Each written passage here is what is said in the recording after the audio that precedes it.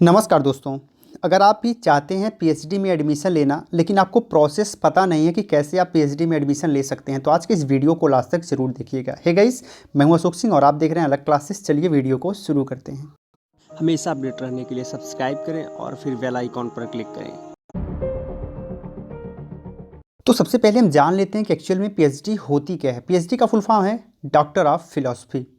यह सबसे highest academic level awarded program है, या हम कह सकते हैं कि यह सबसे हाईएस्ट एकेडमिक लेवल डिग्री है, जिसको करने के बाद आप यूनिवर्सिटी या फिर यूनिवर्सिटी ओरिएंटेड कॉलेज में आप प्रोफेसर बन सकते हैं। एज ए प्रोफेसर पोस्ट पे काम कर सकते हैं। इसके अलावा आप रिसर्च एजेंसीज़ में काम कर सकते हैं, यानी अब जिस सब्जेक्ट से पीएचडी कर रहे हैं उस सब्जेक्ट से रिलेटेड कैरियर आप बना सकते हैं। अब बात आती है इस पूरे प्रोग्राम के ड्यूरेशन की, तो लगभग आप 3 से 5 वर्ष में पीएचडी पूरा कर सकते हैं। वैसे कुछ यूनिवर्सिटीज़ में 2 वर्ष में भी आपको पीएचडी की डिग्री प्रोवाइड कर दी जाती है। अब हम इसके पूरे एडमिशन प्रोसेस को समझने का प्रयास करेंगे। अब बात आती है कि आप कैसे एडमिशन ले सकते हैं। तो सबसे पहला मेथड है जो कि बहुत ही जनरल मेथड है। यहाँ पर यूजीसी नेट जेआरएफ के माध्यम से आप पीएचडी में एडमिशन ले सकते हैं। सीएसआईआर नेट जेआरएफ के माध्यम से पीएचडी में एडमिशन ले सकते हैं। इसके अलावा आईसीएआर नेट जेआरएफ के माध्यम से भी आप पीएचडी में एडमिशन ले सकते हैं। वहीं अगर आप गेट एग्ज़ाम क्वालिफाई करते हैं तो भी आपका पीएचडी में एडमिशन हो जाएगा। अब यहाँ पर प्रश्न ये आना चाहिए कि नेट जेआरएफ जो यूजीसी वाला है वो कौन देता है। तो सपोज़ करिए अगर आपके सब्जेक्ट आर्ट साइड के हैं, यानी मानविकी के सब्जेक्ट हैं, जैसे इतिहास, भूगोल, संस्कृत, हिंदी वगैरह वगैरह, एंड अगर आप कॉमर्स के विद्यार्थी हैं तो आप यूजीसी नेट जेआरएफ के माध्यम से ईजिली पीएचडी में एडमिशन ले सकते हैं। इसके बाद सेकंड आता है सीएसआईआर नेट जेआरएफ। अगर आप साइंस सब्जेक्ट अगर आपके पास है, जैसे कि फिजिक्स, केमिस्ट्री, मैथमेटिक्स, तो आप सीएसआईआर नेट जेआरएफ के माध्यम से पीएचडी में एडमिशन ले सकते हैं।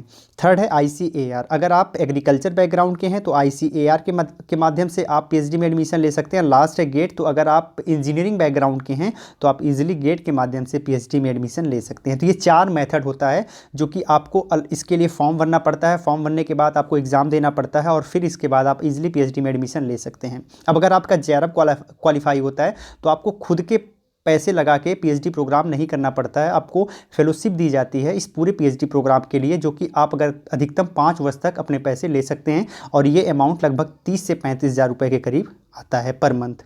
अब बात आती है सेकंड मेथड की। ये होता है डायरेक्ट एडमिशन। अब इसके लिए क्या है कि आपको किसी थर्ड पार्टी एग्ज़ाम को क्वालिफाई नहीं करना पड़ेगा। आप जिस यूनिवर्सिटी में एडमिशन लेना चाहते हैं, यानी जिस यूनिवर्सिटी से आप पीएचडी करना चाहते हैं, सीधे आप उस यूनिवर्सिटी में जाके संपर्क कर सकते हैं। यूनिवर्सिटी में जाके संपर्क करने का मतलब ये है कि यूनिवर्सिटी का जो पीएचडी का इनरोलमेंट के लिए फॉर्म अप्लाई करवाया जाता है, उस फॉर्म को आपको अप्लाई करना है। उस फॉर्म को अप्लाई करने के बाद आपका एंट्रेंस एग्ज़ाम होगा, जो कि यूनिवर्सिटी उसका पेपर सेट करेगी। एंड उस एंट्रेंस एग्ज़ाम के बाद अगर आपका क्वालिफाई होता है एंट्रेंस एग्ज़ाम, तो आपको इंटरव्यू देना पड़ेगा।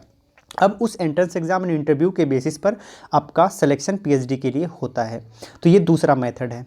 अब यहाँ पर कुछ और भी चीज़ें इंपॉर्टेंट हो जाती हैं, जैसे कि इस पूरे प्रोसेस के बाद और क्या चीज़ें इंपॉर्टेंट होती हैं। तो अगर आप पीएचडी में एडमिशन लेना चाहते हैं तो आपके पास पीजी कंप्लीट होना चाहिए विथ 55% मार्क्स के साथ। अगर आप जनरल हैं, अगर आप एससी एसटी हैं तो आपको 50% मार्क्स एटलीस्ट चाहिए आपके पीजी में। और आप जिस सब्जेक्ट से पीजी किए हैं उसी सब्जेक्ट के किसी एक सब टॉपिक से आप पीएचडी कर सकते हैं। अब जब आप एडमिशन लेने जाएंगे तो उसके पहले आपके पास सिनॉप्सिस होना चाहिए। सिनॉप्सिस का मतलब ये है कि आप जिस पे रिसर्च करना चाहते हैं, आपके सब्जेक्ट के जिस टॉपिक पे आप रिसर्च करना चाहते हैं, तो उस टॉपिक से रिलेटेड आपको सिनॉप्सिस बना के ले जाना है। कुछ यूनिवर्सिटीज़ ऐसी होती हैं जो कि सिनॉप्सिस की डिमांड नहीं करती हैं, जैसे कि कानपुर यूनिवर्सिटी, लेकिन मैक्सिमम यूनिवर्सिटीज़ में आपको सिनॉप्सिस मांगा जाएगा। जैसे अगर आप बीएचयू में एडमिशन लेना चाहते हैं पीएचडी में, तो एटलीस्ट सिनॉप्सिस आपको देना पड़ेगा। तो सिनॉप्सिस आपको पहले प्रिपेयर करना पड़ेगा। अब सिनॉप्सिस कैसे आप तैयार करेंगे, इसके लिए इसी वीडियो के फर्स्ट कमेंट में मैं एक आपको वीडियो की लिंक दूंगा। उस वीडियो की लिंक को देख के आप इजीली समझ सकते हैं कि आपको सिनॉप्सिस कैसे तैयार करना है।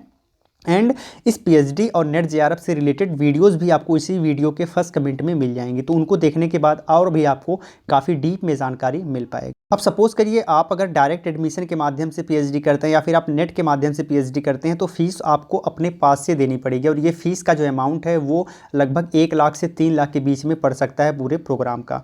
अब इसके अलावा अगर आप जेआरएफ के माध्यम से जाते हैं तो फिर तो आपको पर महीने जो पैसे मिलेंगे उनमें से बहुत अच्छा खासा अमाउंट आप बचा भी पाएंगे और पीएचडी भी ईजिली कर लेंगे। तो ये पूरा का पूरा प्रोसेस है। उम्मीद है कि आपको ये वीडियो काफ़ी अच्छी लगी होगी। अगर वीडियो अच्छी लगी हो तो इसे लाइक ज़रूर कर लीजिएगा।